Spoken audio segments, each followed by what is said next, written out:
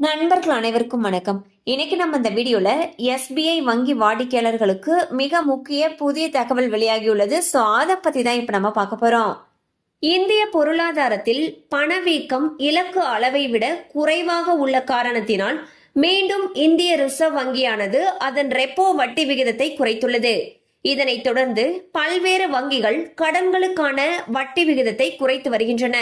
அந்த வகையில் பாரத் ஸ்டேட் வங்கி ரிசர்வ் வங்கியின் சமீபத்திய 50 அடிப்படை புள்ளி ரெப்போ விகித குறைப்பிற்கு உடனடியாக பதிலளிக்கும் விதமாக ஜூன் 15, 2025 முதல் தனது ரெப்போ இணைப்பு கடன் விகிதத்தை மாற்றியமைத்துள்ளது. எஸ்பிஐ வங்கியின் இணையதளத்தின்படி புதிய ரெப்போ இணைப்பு கடன் விகிதம் 7.75% பிளஸ் கடனிடர் பிரீமியம் ஆகும். பழைய ரெப்போ இணைப்பு கடன் விகிதம் 8.25% பிளஸ் கடனிடர் பிரீமியம் என்பது குறிப்பிடத்தக்கது.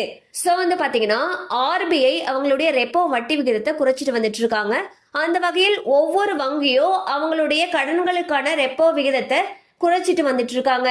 அந்த வகையில் எஸ்பிஐ பாத்தீங்கன்னா அவங்களுடைய ரெப்போ வட்டி விகிதத்தை இதுக்கு முன்னாடி 8.25 இருந்துச்சு. இந்த வட்டி விகிதமானது 50 அடிப்படை புள்ளிகள் குறைக்கப்பட்டு தற்பொழுது 7.75% இருக்கு. இதன் காரணமாக வீட்டு கடன் வாங்கி இருப்பவர்களுடைய கடன்களுக்கான வட்டி விகிதம் குறைக்கப்படும்.